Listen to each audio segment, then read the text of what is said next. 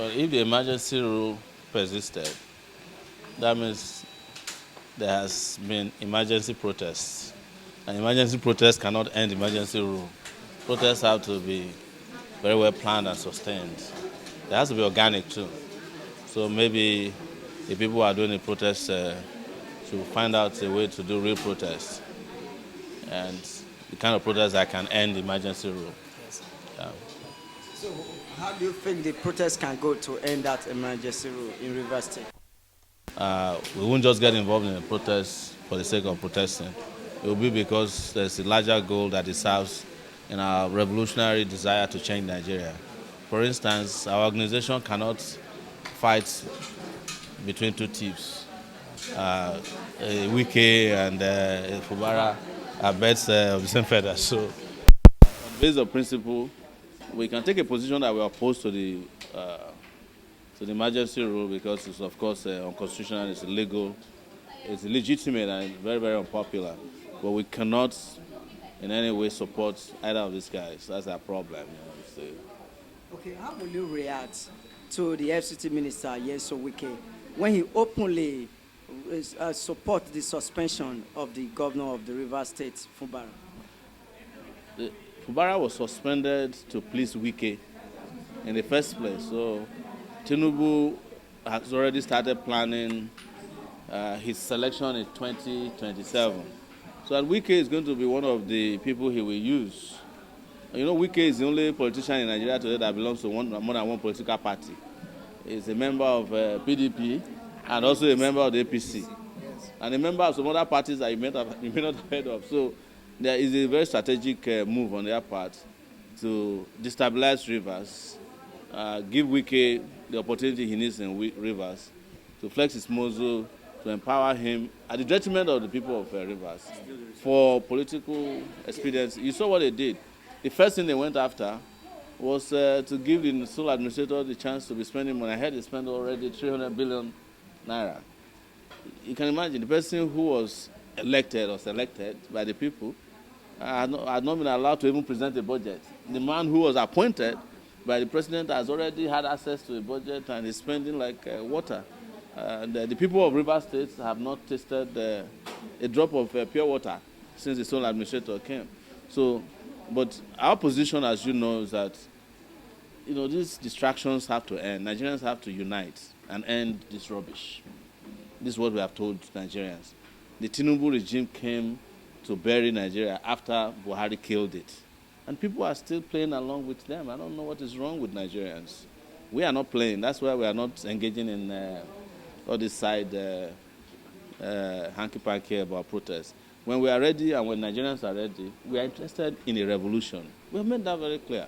Because that's what can end this nonsense in our body politic. Is there any hope for the opposition in 2027? Not the kind of opposition where people like El-Rufai, no, those ones are not opposition. Those ones are coalitions of hungry people. So, and when the time comes, the moment they are offered what they want, they will go back to where they came from. Yeah, so that's why you don't say, because the APC was a coalition. Did you forget? And that's still where they put us. And the people who are asking to form another coalition are former APC members. In fact, most of them are Buhari cabinet members who are supposed to be in prison. They are forming coalitions. Instead of, they should be in prison forming a union of prisoners. So what do you expect from that? So, yes. The insecurity is really is of the head again. Yes. Having killings in parts of the country. But what solution would you prefer, or you prefer rather, to the federal government? I'm not in the business of advising any of these regimes. They have failed, and we have told the Nigerian people, you advise them, they don't listen to advice. They are not here to take your advice. They came here to take care of business, their own personal and private business. What would you do if you are in their position? If I was in their position at this time, there will not be Boko Haram anymore. There won't be bandits, because you have to solve the problem by attacking the root cause of the problem. The root cause of the problem of insecurity is first and foremost economic inequality. That's the first reason why there are plenty of hands to be used as the workshop of the devil.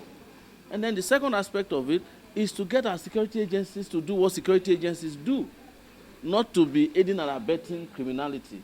You cannot have an IG, and I know you guys love to talk about the IG, Inspector General of Police, who is tired and have retired. You keep him in office, and you expect insecurity to end. It will not end. You have all these military generals who don't go to war. And it's only in Nigeria that somebody who has never fought a war before will become a general in the army. Based on the number of traditional rulers he knows or the GO of his church, that's how they become generals in Nigeria, not because they go to war. If you see an Israeli general, it's because he has fought a war before. If you see an American general, he has been to Afghanistan, he has fought in Iraq, even though those wars might be wrong. But they have gone to war. But in Nigeria, you call these businessmen generals, they are all building estates in Abuja. They don't go to the war front. They don't know what's going on there. They are the ones who are happy that the insecurities are coming. So that is why you see this happening. You ask army to be doing traffic work on the streets.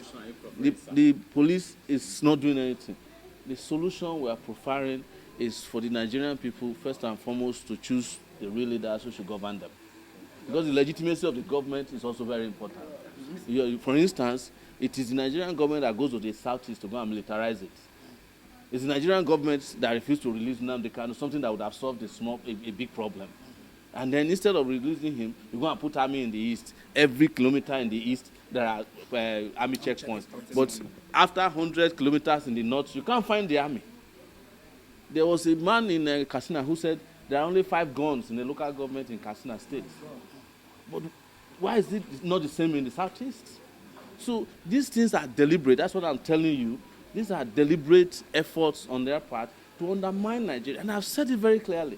Those who are in power love the fact that they want to manage little territory, because that way they are not responsible for the territories. So they allow these issues to fester. But you cannot solve the problem without addressing the fundamental problem of leadership. Leadership is key in every sector. And most importantly, legitimate leadership is important. When you don't vote for people and they lord themselves over you, you don't respect them. Yeah, yes, Mr. yes. Yes. The president has been outside the country for the past 2 weeks. Are you pushing to quiet? Are you comfortable with this situation we are? I am not one of the people that is quiet. You can direct that question to people who went to Bekubana's party. No, I'm not quiet. I still did a protest in front of the police headquarters last Monday. Some of you were there. I'm not quiet. You can accuse some other people in the party here who are ordering Amala. I'm not quiet. No, you cannot be quiet. And I can never be quiet. What implication is it having to the country that our president is What we have told you is that you have not started listening to us yet. The president being outside the country is a small problem. You understand? The president never told you he will be in the country because he never campaigned to be president of Nigeria. It was INEC that imposed him on you. You understand? We told you when he was coming to office that the man is sick. Nobody listened to us. They even sang a song, Baba is sick and he's falling apart. Nobody listened to us. We told you that he's coming to govern Nigeria with his family. You didn't listen to us. Now that he's in power, we are calling him president. And now that he doesn't govern from Abuja, he's governing on WhatsApp. You are worried about it. Start listening to what we tell you so that when the problem comes, you not keep asking us the same question over and over again. Okay, Mr. Sowore, yes. I want you to call a spade a spade. Yes. Before Tinubu, there was Buhari. Yes. Regarding security, he promised that the issue will be solved. Tinubu claimed the same thing, but the problem persists. How are we sure you will be different? I am different because I have prepared myself for over 35 years. 35 years that I have been fighting against insecurity, corruption. I'm one of the few people that have fought for democracy in this country. And I have told you before that the people who claim to be governing Nigeria now never fought for democracy.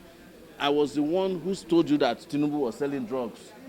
In Chicago in 1993, when we were fighting for democracy with Abiola here in Nigeria, they were in bed with Abacha, but pretending that they were fighting for democracy under Nadeko. I have said this. I've granted this interview in several places. How do you know who is different?